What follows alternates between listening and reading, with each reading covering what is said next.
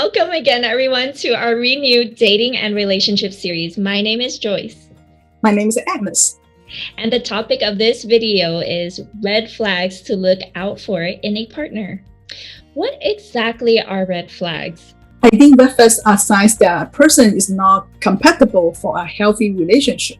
That's a pretty good description. Yeah, I'm pretty sure there are a lot of red flags out there, but let's take a look at a few of those today. Yes, let's dive right in.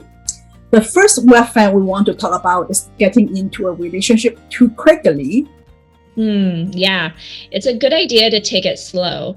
I know a friend who went on a date with a guy and he was asked to be his girlfriend after the very first date. She felt so uncomfortable because she barely knew him and he was all up in her personal space. Wow. Yeah, someone who displayed that much passion in the beginning and maybe start dreaming about the future, that shows you may need to take it slower. So you need time to get to know a person, right? Yeah. The second red flag I want to mention is the emotional roller coaster. In the early stage of a relationship, we are passionate with one another. However, we may overlook a partner's frequent emotional ups and downs. That could be a sign of not being able to regulate one's own emotions. A partner may feel sad, demanding, or fear of abandonment easily. Those strong feelings can be tied to past trauma or unsolved hurts. Being a romantic relationship is not a solution to those issues. That's a good point. I agree. It's possible for these people to date only if they address their issues first. And I think seeking help beforehand would be better for building a healthy relationship. Definitely. How do you feel about people who are emotionally unavailable or don't show their emotions? Lacking of emotion is a big red flag. It's a serious matter. Any relationship requires mutual support and understanding. You want to look for a partner who has empathy, who understands you and your needs. People who have low empathy won't be able to support you emotionally, and you may feel being neglected later. Right. What does that look like? For example, when you have pain, anger, or feeling upset, right?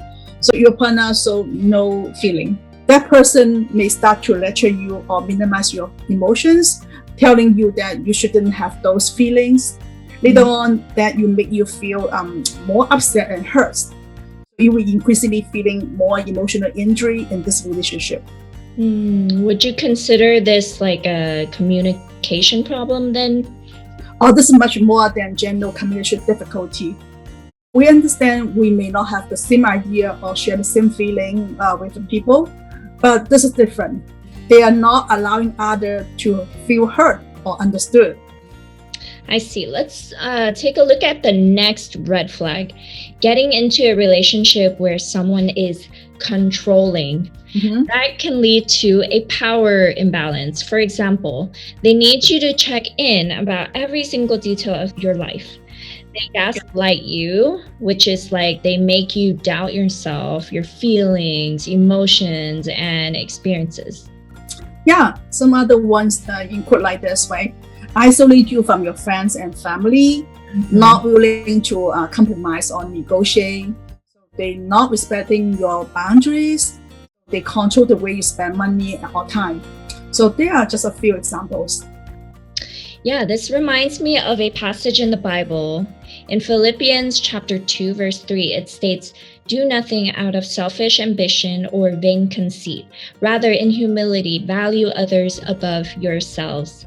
This leads us to the next red flag, which is non-committal behavior. If someone is only concerned about physical intimacy and not willing to define your relationship, then that's a big warning sign.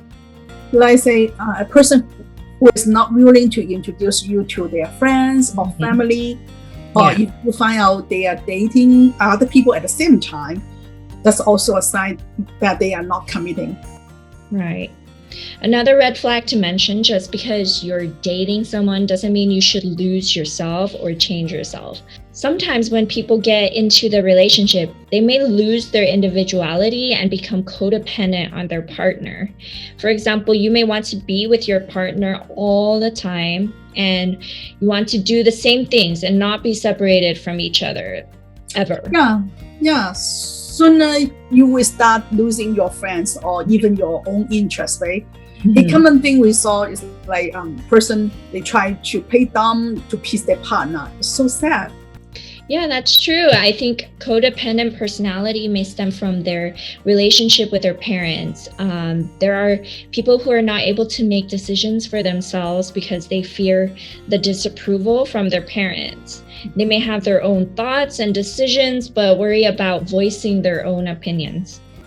Another thing is like rely too much on their family to provide the money for them. Are they financially independent or not mature enough to handle their own money? For example, one of my girlfriends, right, she worked at an optometry store. So she told me she won't able to even find a good husband. So I asked her why, so dramatic, what happened? So she said she's seen a lot of men over 40 who come into her store and rely on their mother to pick the glasses and also pay the bill for them. Wow. I see where she's coming from. So all that being said, I mean, these are all helpful signs to look out for. But for us Christians, there's more to be aware of. Of course, we want to watch out for someone who contrasts with your own values, the worldly versus core Christian views. So for example, right, during the relationship, someone may stop you from going to church and they become your idol.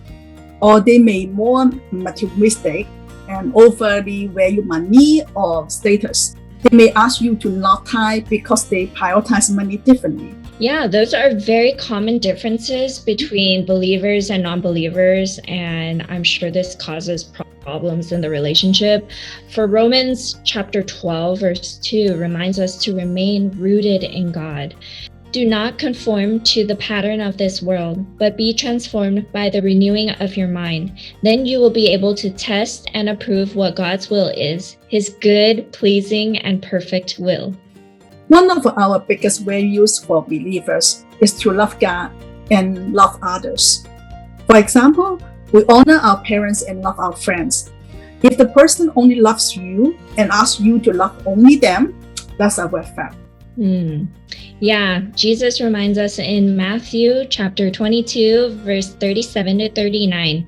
Love the Lord your God with all your heart and with all your soul and with all your mind. This is the first and greatest commandment. And the second is like it. Love your neighbor as yourself. Whew, wow, I know we've covered a lot. Here is an overview of the red flags we discussed today. Getting into a relationship too quickly, emotional roller coaster, feeling controlled and experiencing power imbalance, non-committal behavior, losing individuality and becoming codependent. Things to look out for as believers is to avoid values that clash with our Christian views. We need to be aware and constantly be reminded of God's word to help us discern these red flags. Yeah, of course, there are many others, but it would be a very long list. So although we have pointed out this red flags, right, none of us are perfect. We all have things we need to work on ourselves. For deeper issue, it's good to seek professional help. It would be wise to involve your friends and family to work alongside you in your dating relationship. Most important thing to do is pray that God will help you to discern what warning sign you should be looking out for. That is very true. Well, everyone, I hope you learned something today. On our next episode, we will talk about fun and creative dating ideas. As always, hit the like button and subscribe to our channel. See you on our next episode. Bye. See you guys next time. Bye-bye.